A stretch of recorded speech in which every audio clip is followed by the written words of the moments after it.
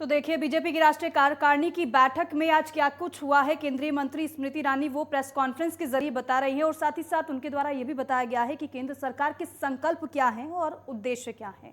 खबरों पर लौटेंगे, अब उत्तराखंड की खबरों की बात करेंगे। सितारगंज शक्ति फार्म के गांव सुरेंद्रनगर में कला कुसुम आर्ट गैलरी में भव्य प्रदर्शनी कार्यक्रम का आयोजन किया गया, जहां बतौर मुख्य अतिथि उत्तराखंड के कौशल विकास मंत्री सौरभ बहुगुणा ने फीता काटकर कला कुसुम आर्ट गैलरी का शुभारंभ किया।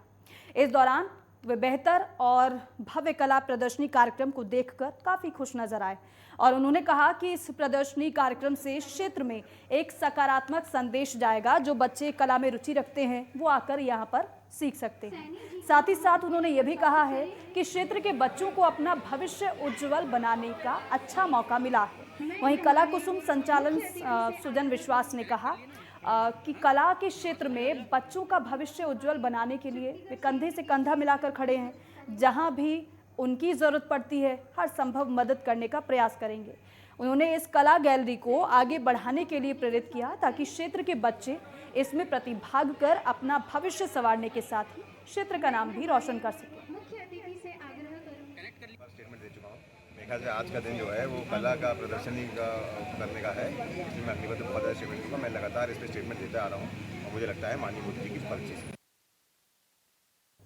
आगे बढ़ेंगे खबरों में। उत्तराखंड में अपात्र राशन कार्ड धारकों को लेकर खाद्य विभाग की तरफ से पात्र को हां और अपात्र को ना अभियान चलाया गया था, जिसके चलते विभाग की तरफ से प्रदेश भर में 84,000 के करीब अपात्र कार्ड धारकों ने अपने कार्ड सरेंडर कर दिए हैं।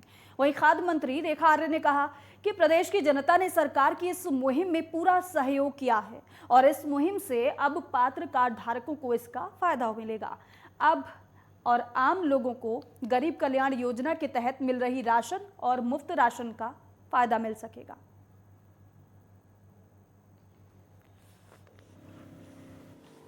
अपात्र को ना और पात्र को हाँ अभियान को हम लोगों ने 5 मई को प्रारंभ किया था और 5 मई में जब प्रारंभ किया था तो इसका 31 मई इसका अंतिम दिन रखा गया था। फिर उसके बाद से चूँकि डीएसओ कार्यालय में अत्यधिक भीड़ जमा हो जा रही थी, जिसके कारण से जो है एक अव्यवस्था जैसी चीज़ उत्पन्न हो रही थी, तो उसके बाद में उसे 30 जून तक उसका विस्तार कर दिया गया। तो फ़िलहाल 30 जून तक जो हमारे पास में स्वेच्छा से कार्ड सरेंडर किए गए हैं, लगभग 84,000 के ऊपर जो है कार्ड जा चुके हैं। और अब खबर देहरादून से है, जहां कृषि मंत्री गणेश जोशी ने प्रधानमंत्री फसल बीमा योजना के प्रचार वाहनों को राज्य के सभी जनपदों के लिए हरी झंडी दिखाकर रवाना किया।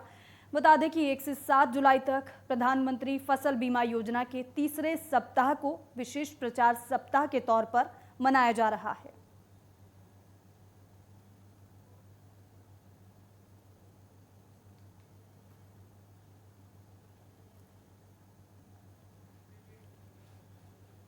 और देखिए, उत्तराखंड के स्वास्थ्य विभाग ने एक बड़ा फैसला लिया है और कहा यह जा रहा है कि अगर ये फैसला सही से धरातल पर उतरता है तो आने वाले दिनों में इसका फायदा उत्तराखंड के दूर दराज बैठे आम आदमी को भी मिलेगा। स्वास्थ्य विभाग ने फैसला लिया है कि पहाड़ में ड्यूटी पर जाने वाले चिकित्सकों को अब 50% ज्यादा वेतन दिया जाएगा। दरअसल उत्तराखंड की बात करें तो यहाँ पर सरकारी कर्मचारी पहाड़ों में सेवा नहीं देना चाहते हैं और खास तौर पर जब हम चिकित्सा क्षेत्र की बात करते हैं तो यहाँ स्थिति और भी ज़्यादा गंभीर है और हर कोई अपना अटैचमेंट मैदानी भागों में करवाने के लिए लाइन में लगा रहता है। अब दुर्गम और अति दुर्गम पर्वतीय क्षेत्रों में ड्यूटी करने वाले सरकारी डॉक्टर्स को सरकार सुगम में तैनात डॉक्टरों के मुकाबले 50% से ज़्यादा वेतन देगी। इसको लेकर पूरी रूपरेखा 1 साल में तैयार कर दी जाएगी।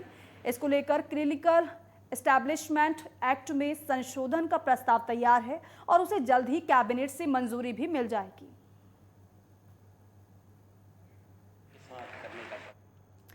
खबरों में आगे बढ़ेंगे। श्री केदारनाथ यात्रा पर मानसून का असर दिखने लगा है। लगातार कई दिनों से केदारनाथ धाम समेत केदार घाटी क्षेत्र में हो रही बारिश से तीर्थयात्रियों की संख्या में कमी नजर आने लगी है। साथ ही साथ रास्ते रुकने और पहाड़ों से मलबा गिरने का भी भय बना हुआ है, जिससे जिला प्रशासन के सभी तीर्थयात्रियों को सुरक्षा के मद्देनजर यात्रा करने को कहा गया है। वहीं सभी डेंजर जोन पर राजमार्ग विभाग ने जेसीबी मशीनें तैनात कर दी हैं। और जानकारी ये है कि मौसम साफ रहते सुबह 5 बजे से दोपहर 2 बजे तक 3,510 तीर्थयात्रियों को दर्शन के लिए सोनप्रयाग से केदारनाथ धाम रवाना कर दिया गया है।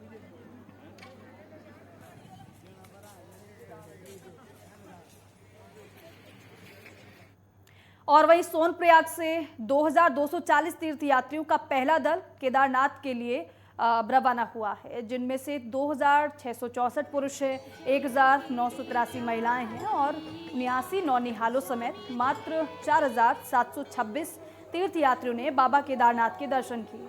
जानकारी यह है कि अभी तक 8,36,326 तीर्थयात्री बाबा केदारनाथ के दर्शन कर चुके हैं और वहीं बताया जा रहा है कि आगामी श्रावण मास में श्रद्धालुओं के आवागमन में इजाफा देखा जा सकता है।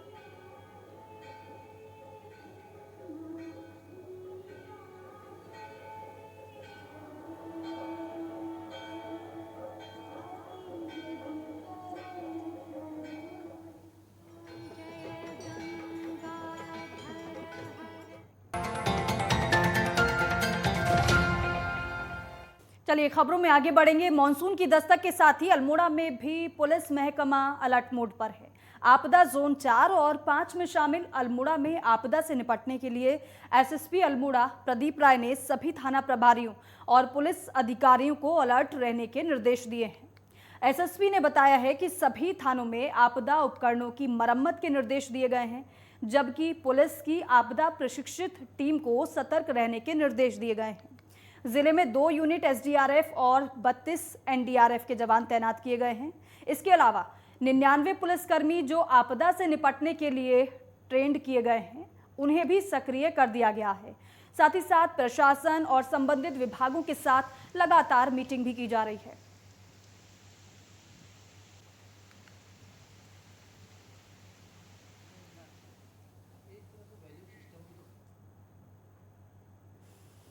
और देखिए उत्तराखंड में बारिश का दौर जारी है और ऐसे में यमुनोत्री राजमार्ग खनेड़ा पुल के पास चट्टान दरकने से नेशनल हाईवे बाधित हो गया है। भारी बारिश और भूस्खलन से हाईवे पर सुबह से यातायात ठप रहा है, जिस कारण यमुनोत्री धाम जाने और आने वाले तीर्थयात्री सड़क के दोनों ओर फंसे हुए हैं। हालांकि प्रशासन हाईवे खोलने में जुटा हुआ है। वहीं जिला आपदा प्रबंधन अधिकारी देवेंद्र पटवाल ने बताया है कि हाईवे को खोलने का काम जारी है। बीते दिन रुद्रप्रयाग में भारी बारिश की वजह से सिरोबगढ़ हाईवे करीब 36 घंटे से बाधित था, जिसे अब सुचारू कर दिया गया है।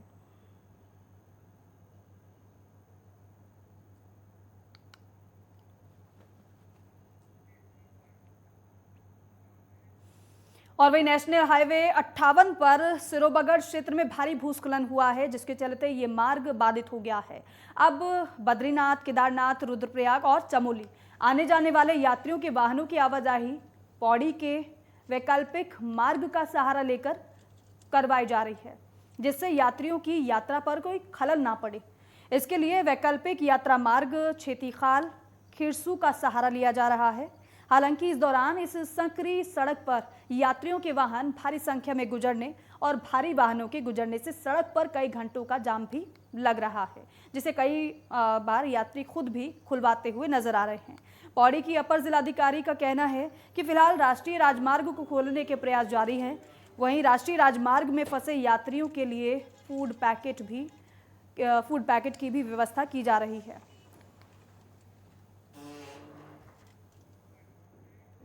और वहीं हरिद्वार में एक बार फिर जंगली जीवों की दस्तक देखने को मिली है। मानसून सीजन आने से जहां लोगों को गर्मी से राहत तो मिल रही है, लेकिन दूसरी तरफ वहीं जंगली जीव जंगल से निकलकर रिहायशी इलाकों में पहुंचते हुए पाए जा रहे हैं। ऐसे में हाल ही में घटना ऋषिकुल कॉलोनी की सामने आई है, जहां घर में 10 फीट लंबा अजगर पाया गया, जिसके बाद सूचना मिलने पर वन विभाग और क्यूआरटी की टीम ने अजगर का रेस्क्यू किया और वापस जंगल में छोड़ने के लिए अजगर को अपने साथ ले गए।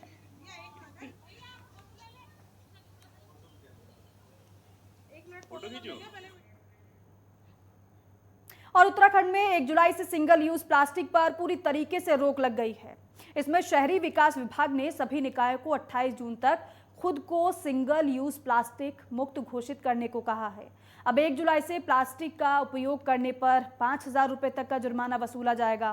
केंद्रीय वन और पर्यावरण मंत्रालय पिछले साल ही 1 जुलाई 2022 से सिंगल यूज प्लास्टिक के उत्पादन, आयात, भंडारण, बिक्री और इस्तेमाल पर रोक लगा चुका है।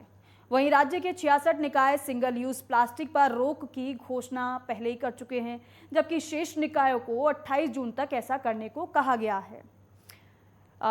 था। और वहीं बात करें तो देहरादून के मेयर सुनील उनियाल गामा ने ये कहा है कि सिंगल यूज प्लास्टिक के लिए नगर निगम ने पहले भी एक अभियान चलाया था, जिसको लेकर 5 नवंबर 2019 में हमने 50 किलोमीटर एक मानव श्रृंखला बनाई थी, जिसमें 1,28,000 लोगों ने उसमें संकल्प लिया था कि हम प्लास्टिक का यूज नहीं करेंगे।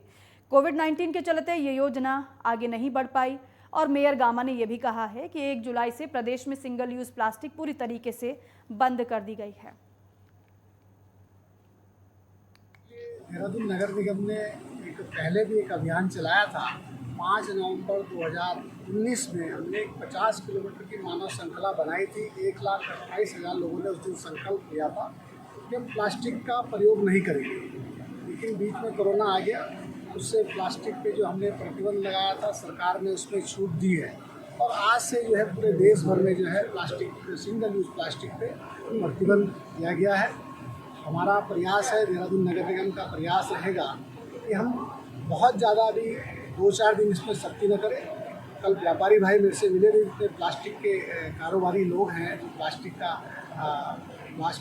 जो सिंगल यूज प्लास्टिक है उसके थोक व्यापारी हैं, वो मेरे से मिले थे। उन्होंने कहा हम हर सहयोग जो है नगर निगम को देने को तैयार हैं। हम दुकानों में स्टिकर लगाएंगे। तो निश्चित रूप से जब व्यापारी भाई हमें सहयोग कर रहे हैं तो हम भी जो है उनको पूरा सहयोग करेंगे। और गदरपुर तहसील सभागार में बीएलओ की बैठक आयोजित की गई। डाटा एंट्री ऑपरेटर नवीन सिंह ने बीएलओ को मतदाता सूची सुधार करने की जानकारी विस्तार से दी और इसके साथ ही सभी बीएलओ को मतदाता सूची की चेकलिस्ट, प्रपत्र 8, प्रपत्र 7 समेत अन्य फॉर्म दिए। उन्होंने कहा कि यदि किसी मतदाता का फोटो दूसरे मतदाता की मतदाता सूची में अंकित हो गया है तो वो पत्र 8 भरकर उसे जमा करें और अगर किसी मतदाता का एक ही मतदाता सूची में कई बार नाम है तो उनके नाम को डिलीट करने के लिए पत्र संख्या 7 भरे जाने की विस्तृत जानकारी दी। 6, 7, 8 और 8 को भरने का प्रशिक्षण दिया जा रहा है। तो इसमें आज हमने विधानसभा 65 गदरपुर और विधानसभा 66 जो तहसील गदरपुर के अंतर्गत आती है, उन सभी बीएलओ को हमने आज गरुड़ ऐप के माध्यम से ऑनलाइन प्रशिक्षण दे दिया है। बीएलओ को थोड़ा सा ये है कि थोड़ा सा हिंदी में, जैसे इंग्लिश में अगर टाइप कर दे रहे हैं तो उसको ऑटोमेटिक हिंदी है तो उसको वो बताया गया कि हिंदी में भी ये यहाँ से कीपैड चेंज करके वो चीज़ें सही हो सकती हैं, या जहाँ पर इंग्लिश में नाम सही है और हिंदी में वो ऑटोमेटिक गलत ले रहा है तो उसको भी बताया गया कि कैसे सही होना है, कैसे मतदाता की फ़ोटो अपलोड की जानी है, कैसे उनके डॉक्यूमेंट अपलोड किए जाने हैं। इस तरह की सारी प्रक्रिया बीएलओ को यहाँ पर प्रशिक्षण के माध्यम से दिया गया है। और वहीं देहरादून के गोरखपुर में एक परिवार को बंधक बनाकर लूट की घटना सामने आई है। बता दें कि नकाबपोश बदमाशों ने 2 घरों को निशाना बनाकर लाखों की लूट को अंजाम दिया है। जानकारी के मुताबिक पूरा मामला थाना बसंत बिहार क्षेत्र इलाके के गोरखपुर का है और वहीं पुलिस लगातार बदमाशों की तलाश में जुटी हुई है।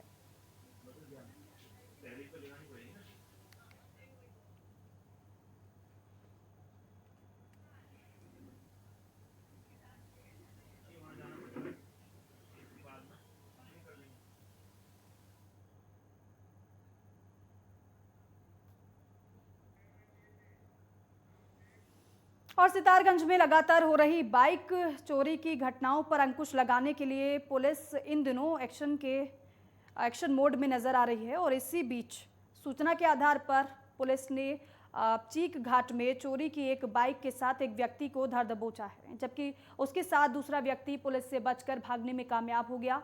पुलिस ने चोरी की बाइक समेत चोर को भी पकड़ लिया है और इस दौरान उसने अन्य 4 बाइक भी कबूल की जो कि उसके निवास स्थान पर पाई गई है। वहीं पुलिस ने पकड़े गए आरोपी के खिलाफ मुकदमा दर्ज कर उससे पुलिस पूछताछ कर रही है।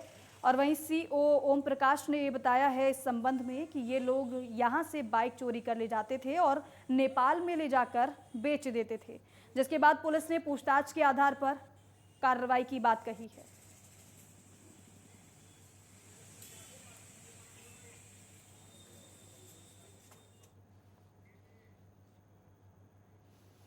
और देखिए, देहरादून में लूट की घटना सामने आई है। बताया जा रहा है कि लुटेरों ने एक नकाब पहनकर 3 घरों में लूट की वारदात को अंजाम दिया।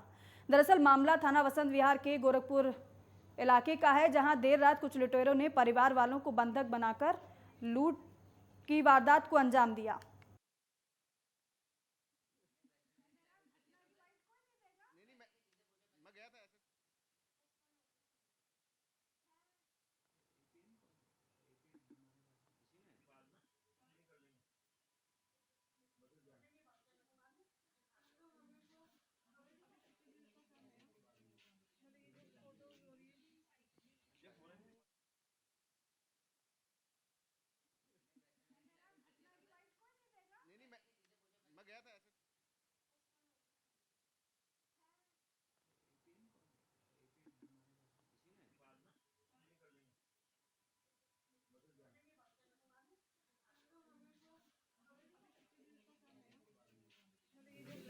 देखिए, थाना वसंत विहार में हमें सूचना प्राप्त हुई थी कि लक्ष्मीपुर गांव में एक घर में कुछ जो है नकाबपोश घुसे हैं। इस संदर्भ में जब टीम वहां पर गई तो पता चला कि उस घर में 3 लोग घुसे हैं और उनके द्वारा जो है वहां सामान चुराया गया है। इसके अतिरिक्त 2 घरों में और जो है उनके द्वारा प्रयास किया गया। इस संबंध में मुकदमा पंजीकृत किया गया है। फील्ड यूनिट को बुलाया गया है, टीमें गठित की गई हैं और कार्रवाई की जा रही है। और खबरों में आगे बढ़ते हैं। केदार घाटी के ऊंचाई वाले इलाकों में लगातार हो रही बारिश से सुरम्य, मखमली, बुग्याल कई प्रजातियों के फूलों से सुसज्जित होने लगे हैं। केदार घाटी के सुरम्य, मखमली, बुग्यालों में अनेक प्रकार के रंग बिरंगे फूल खिलने से बुग्यालों की सुंदरता पर 4 चांद लगने शुरू हो गए हैं। और स्थानीय युवाओं ने सुरम्य, मखमली, बुग्यालों की सुंदरता से रूबरू होने के लिए केदार घाटी, मदमहेश्वर घाटी और कालीमठ घाटी के ऊंचाई वाले इलाकों की ओर रुख करना शुरू कर दिया है। मदमहेश्वर घाटी के बुरवा और गडगू गांव से लगभग 20 किलोमीटर दूर सोन पर्वत की तलहटी में बसे विसुड़ी ताल का भूभाग भी इन दिनों अनेक प्रजाति के पुष्पों से गुलजार है। इन दिनों विसुड़ी ताल से के चारों तरफ जया, विजया, कुखड़ी, माखुड़ी, रातों की रानी समेत अनेक प्रजातियों के फूल देखने को मिल रहे हैं।